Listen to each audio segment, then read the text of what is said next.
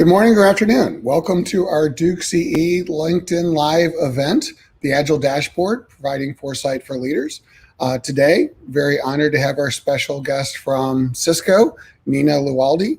We're going to talk about Agile Development at market speed. Nina is a Vice President of Business Evolution and Strategic Product Readiness, and basically she oversees transformation at Cisco. She's basically focused on transformational mindset, strategies, process, all the way from conceptualization through product development and go-to-market strategies to make sure that Cisco's ready for cross-company readiness of their opportunities and to accelerate customer value realization. She's also helping orchestrate the transition from Cisco from a product company to an as-a-service operating model, which we'll talk more about during this interview. She also focuses on trying to drive growth opportunities and innovation.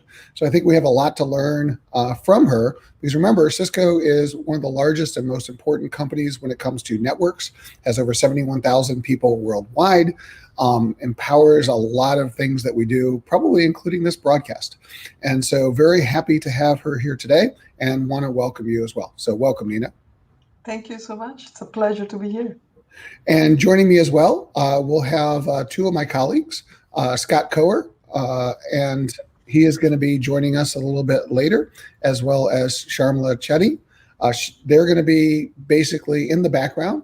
Sharmila is a Global Managing Director at Duke CE, and Scott Coher is a Vice President at Geisinger, the medical school, and an academic dean. And so basically, they're going to be asking questions at the end of the session as part of our conversation. And also you have the opportunity in the chat to converse with Nina as well. If you have any questions, please feel free to put them in the chat and we'll pose those to Nina as we go through the show. But as we get started, we're going to kind of cover three topics today. First, we're going to kind of look at the overall market and the challenges that Cisco is going through and how Nina's leading some of those efforts.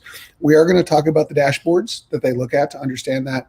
And finally, we're going to talk about kind of on a personal leadership level, some of the lessons that Nina has learned. But let's start out with the first questions. So help us understanding what's happening to Cisco, your markets, how they're changing and how you're adapting and how you're trying to keep up. I know it's a big question.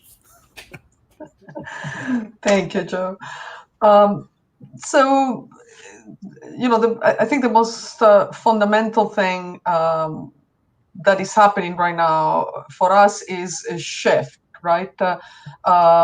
We, especially the COVID, but not just COVID, the dynamics of the market and the needs of our customers have already started increasing the demand for an as-a-service kind of an experience.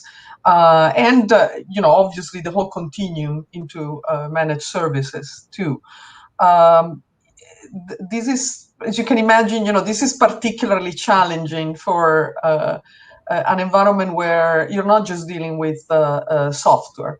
Right? We remember we play at the core of the infrastructure, right? So we have to figure out a way to provide literally infrastructure, but as an outcome and with an as-a-service experience. So that's definitely driving a significant change for us. This is, what we're finding is, we're happy to have made several investments that we've made in the last few years to start driving that shift.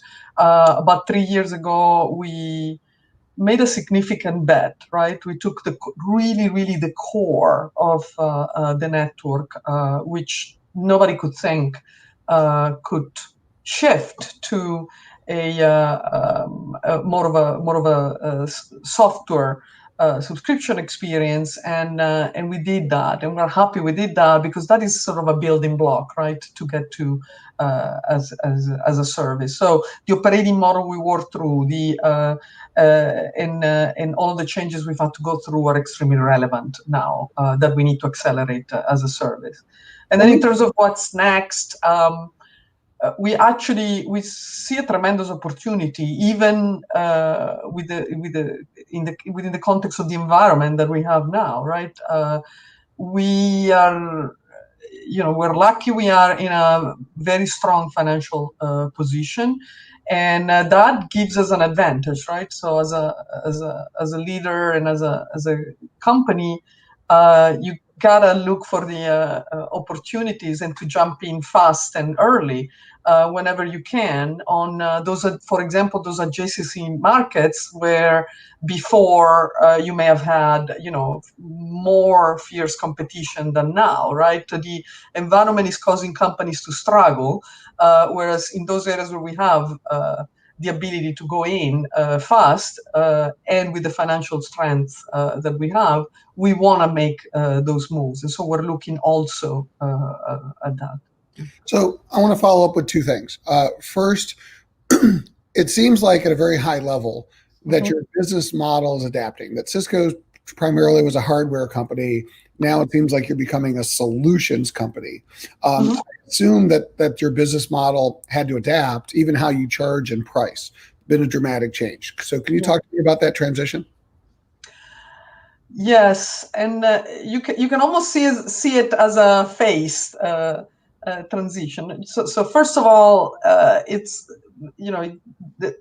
again the first big bold move was to really think through, what it's needed. At the end of the day, you can't just shift models because you want to shift models. You want to shift models because you're realizing that what your customers need, and in order to make your customers successful, you have to operate differently. You have to configure your products different. You have to go to market differently. And so, like I said, the first sort of building block was to really take a bold step and say, if we really want to accelerate digitization in the market, we need networks that are intelligent. We need networks that are easier to operate. We need to abstract more and more that layer, right, from the complexity.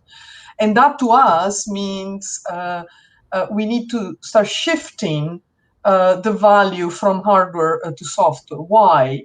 Because the value now in the networks becomes the ability to have the intelligence to help customers operate and to help the customers predict, right? And that starts removing the complexity from that infrastructure. And so first step is sort of to do that, and we did that 3-4 years ago. And what that taught us, which is an important lesson now that we need to go a step further, and a step further is, well, it's not just about that. Now we need to, figure out, like many companies have already albeit in much simpler environment, how to move to actually consumption kind of offers. And how do you get there? What we realize is that you sort of have to shift, right? And in your mindset, you have to think about your relationship with the customer as a relationship that has to start from the beginning of awareness and all the way to the end to the customer, hopefully sees the value and renews and expand. When you are in the kind of business we were in the hardware business, your relationship with the customer is more about lending something, selling something, and then make sure you support the customer afterwards. Now we need to start thinking about a whole continuum, right? Pre-purchase and after. And one thing that we've all seen is that what's important then is that you have to get the company, not the go-to-market teams, not the development teams, not the services team, the company, to be really obsessed. I mean, not just focused, obsessed about the number one objective being enabling the customer to move as fast and as smoothly as possible from one step to the next step All right, of their journey. let me interrupt you here because I think at least my experience working with technology hardware companies, that's not the engineering culture I know. Like engineers are like, I know the best solution. I'm going to tell you what you need. You're flipping. How hard has that been at Cisco? And very hard. How do you make that? Yeah, very hard. But I have to tell you, I hear that all the time. I get this question all the time, and it has been hard. However, I have to tell you, every time I have to stand in front of the senior leaders in the engineering team, who are the same leaders that everybody says this is never going to happen, they're never going to change. When I go with real data from customers, and I take the time and the patience to explain how something that happens way after purchase could have been avoided had we developed the product in a completely different way. That does it. And it does it because as a company, the one thing that I think we've done well is customer comes first at the end of the day. Yeah. We may deviate, but at the end of the day, push come to shove, the customer has to be happy. And so when you put it in those terms and you create the burning platform and the danger, but you have to create the connection. It was not easy to create the connection. So you say connection, I think context. I think that as a leader, the context setting sounds critical. And I also am interested in your point about looking at the lifetime value of the customers. Because I know we talk about customer lifetime value, and the show's called the Agile Dashboard. How are you looking at customer lifetime value? I have to tell you, it's been a journey. So even discussions about, is it customer lifetime value that is going to tell us what we need to know? Is it how satisfied the customer is? Is it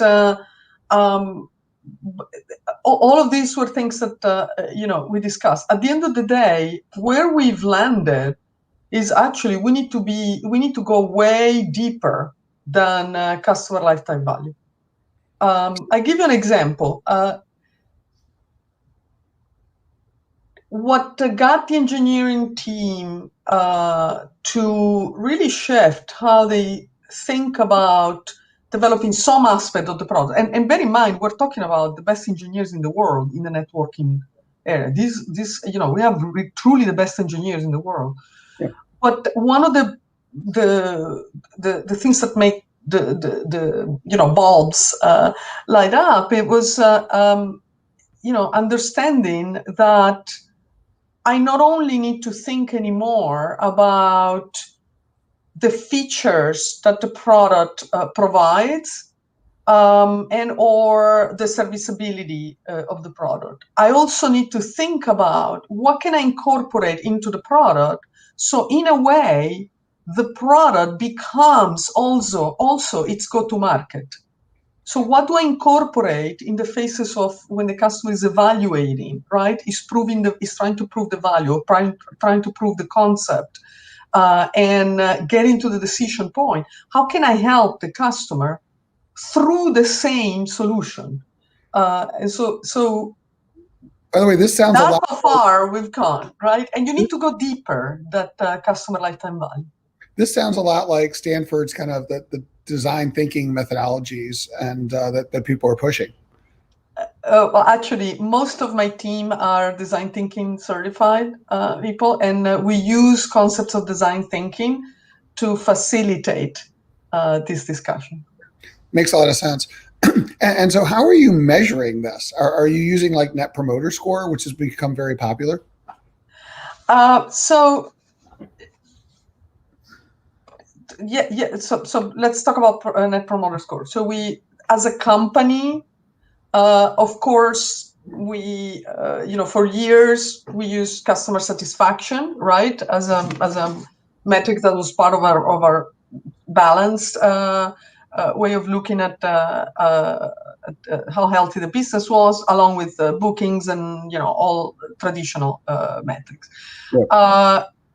We have shifted in the last few years in the context of customer satisfaction. We've shifted to Net Promoter Score for probably the same reasons everybody's shifting. It looks at a more of a relationship view and loyalty view of the customer as opposed to a transactional perception of how they feel. And we've done that, right? So at a company level, we've transitioned. I have to tell you, though, that as we start executing the actual evolution towards the transformation, we are finding that NPS is actually a lagging indicator for us. And what we're finding more and more is that if we really want to make this shift, and we really want to operate an entire company in the way we just discussed, that we need to go shift more into leading indicators. And we're finding NPS to be lagging of the information that we need. That's really interesting, because most companies would take the Bain approach and say Bain's pushing that as a leading indicator, and you're finding it to be lagging. So what are leading indicators to tell you that you're getting that customer? What are some of the things you're looking at? Yeah, let me in general make a comment, and then I give you examples. This has been a challenging topic for us. And the challenging part is that in the example I gave you, right?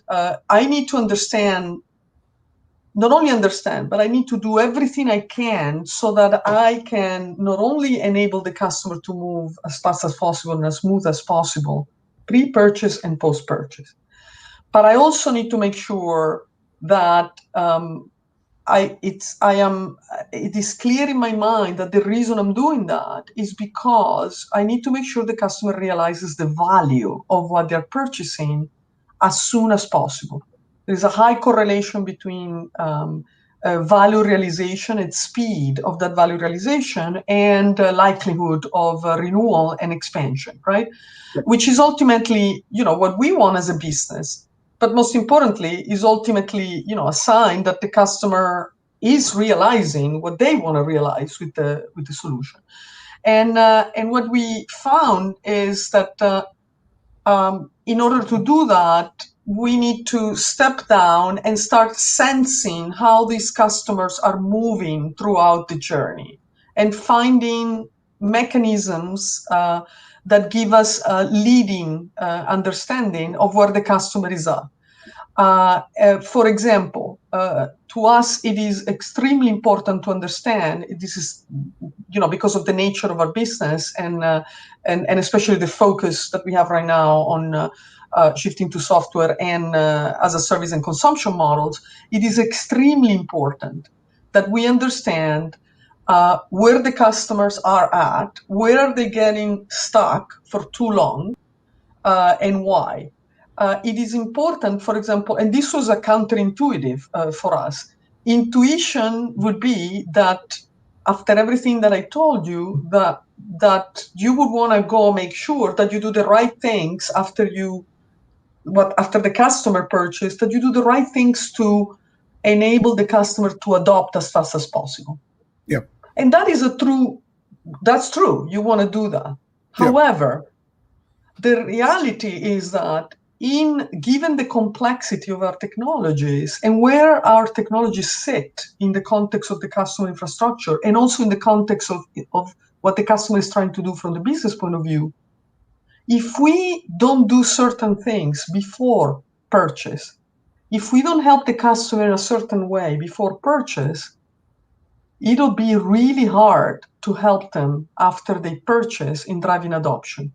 And so understanding, for example, how long is the customer in the evaluation and decision phase, and what are what are the things that are getting them stuck there, but also understanding what are the use cases and what are the outcomes that the customers want to pursue with this specific solution, and with our portfolio solutions is extremely important, because that piece of information tells us whether we're having issues or not, and it can predict the likelihood of adoption, right? Well, again, what you're describing, you use the word complex. and when we think about complexity theory from a system standpoint, basically it's emergent, because you don't know what's going to happen until afterwards. So I appreciate the idea that Cisco is looking at sort of emergent data to help you kind of change your system and become much more adaptive, and you use at the beginning of the conversation, more agile. So as a leader, what are you doing to make your culture, to make your teams actually more flexible and agile? Because they have to change the way they behave in order to be able to empower all this. So what are your lessons learned there? Yeah, keep in mind, let's be honest with the audience. I want to be honest. The more we go into this kind of leading indicators, it gets very unsettling, right? The majority of leaders, all of us, not excluding myself, the majority of leaders, we are trained to deal with leading with lagging indicators, right? The majority of us tend to want to have a dashboard that is very limited, that I look at very limited number of indicators, and at a macro level, we have learned over the years to learn and make decisions, to read and make decisions, right? With things like bookings and market share, revenue, NPS, and that's how we've trained ourselves. When you go into the world of leading indicators, what we found is two things. You end up with more indicators, so the volume is bigger. And two, the leading indicators tend to be not as precise. And we all know that, human nature, right? The higher up we are in the organization, and hence the bigger the impact of the decisions we make, the more we tend to develop risk aversion, right? Because it's difficult, it's scary, and so that relies the challenge when it comes to the metrics and how to prepare the organization. We've done two things, and we're still working at it. It's a journey in itself, right? That is our journey as the customer goes through the journey. We've done two fundamental things. I think one is focus on developing what we now call the adaptive lifecycle management. It's really, it's rethinking how we go through the process of conceptualizing, developing, and taking to market, and then managing our offers. And so we've rethought the whole model. And the second thing is to focus on leadership and the mindset and the behaviors that we need to create there. And again, it's a journey. When you look at what we've done on adaptive lifecycle management, we've actually developed a framework. It's a framework that essentially, for all of our strategic offers, what we're doing is we are assembling the whole company early in the cycle. And the way I describe it conceptually is now, instead of thinking about an engineering team developing a solution, what we are doing is we're thinking about the company developing an experience.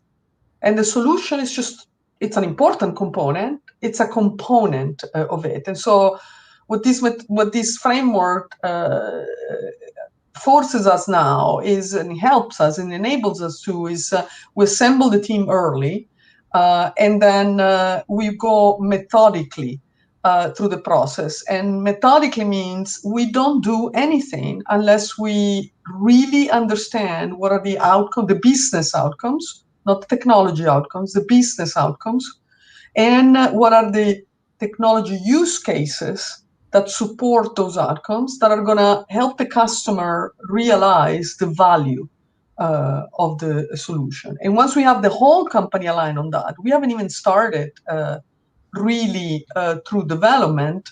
We're just developing a concept. Once we have that, then we get into a way of evaluating readiness very differently. We look at readiness now not as, what is our sales strategy or what is our partner strategy or what is our services strategy for this offer. Instead, we look at it at what is the puzzle of capabilities that need to be in place throughout the company to move the customer, to enable the customer to move as fast and as quickly as possible, as fast and as smoothly as possible from one step of the journey to the next one. I think those are really key things on an agile journey, which it sounds like Cisco's on. And as a matter of fact, I want to bring in Sharmila and Scott because I know they've been listening to this part of the conversation. And I know Sharmila is kind of an expert when it comes to these kind of agile journeys, these kind of transformations. So I'm just curious, as she's been listening, if she had any thoughts or a question on what Nina's just been talking about. Because just setting a context and enabling the people to kind of change their perspective seems very powerful.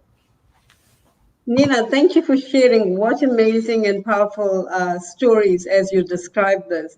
I'm curious, the path to agility really depends on a starting point. With over 71,000 people worldwide at Cisco, how do you actually cultivate the twist and turn, holding back when needed? What are the levers for this culture? Can you share a little bit more on this? Yeah, I'm smiling because you don't know how many times, not just outside of Cisco, but you can imagine amplified inside of Cisco, we hear, well, why? I mean, what is the big deal? Sorry about my dogs. What is the big deal? You are the company that acquires the most amount of companies in the industry, and you've already acquired different companies that are as a service company. And the answer is precisely, Sharmila, what you pointed out, is we actually do learn from those. But unfortunately, all of those companies are not doing this at a scale that Cisco is. Indeed, $50+ billion company, 70+ employee, but put other dimensions into that.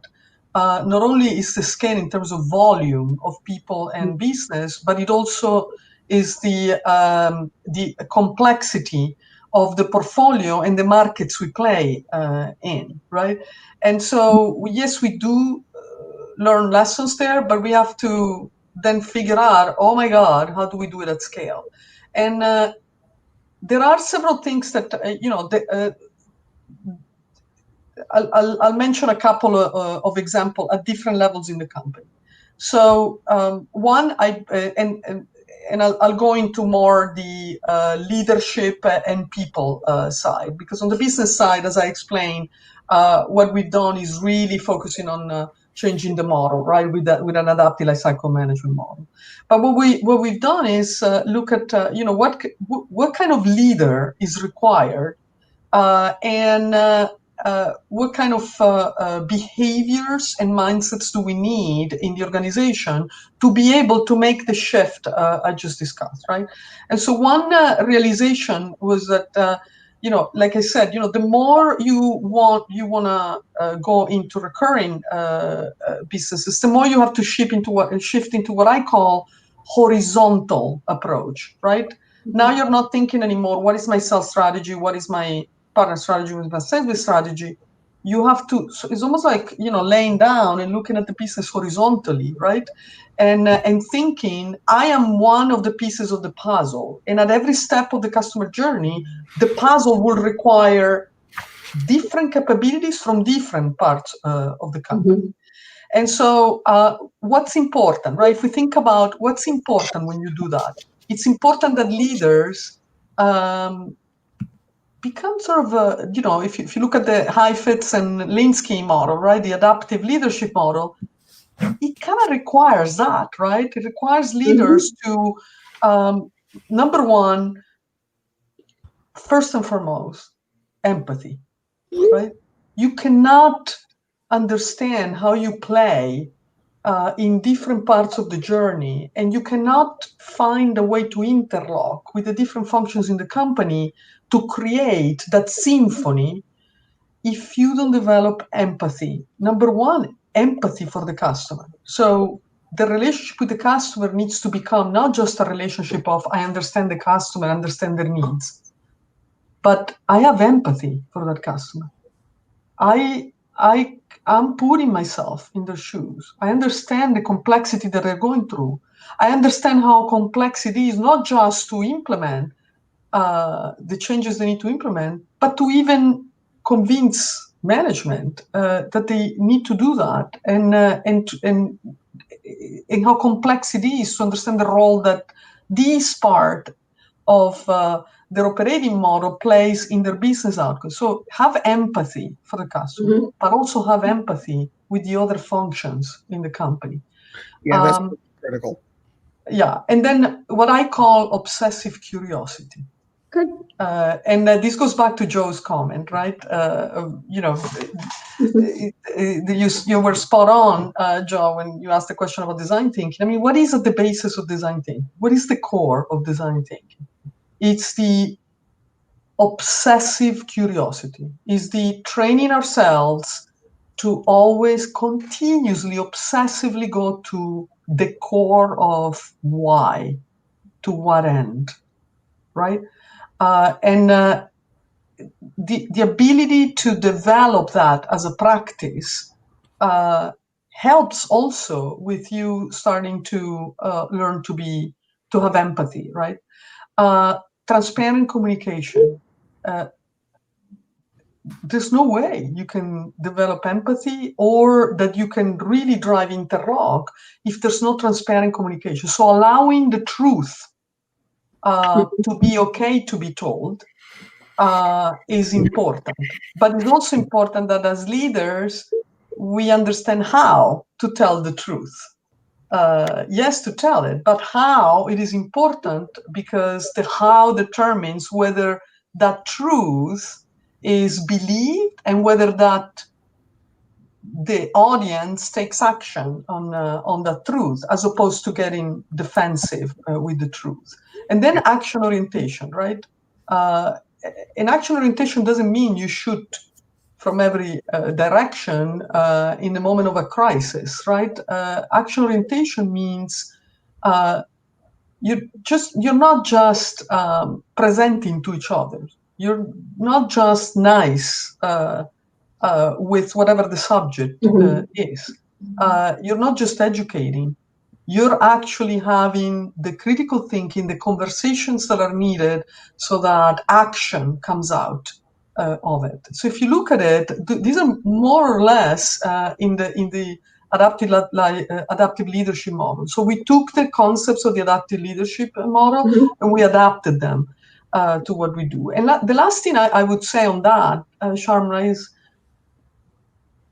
one big lesson we learned in the past years, and is what we've been doing differently, in how I run this evolution, is I don't want to see HR organizational development initiatives that are parallel to the business.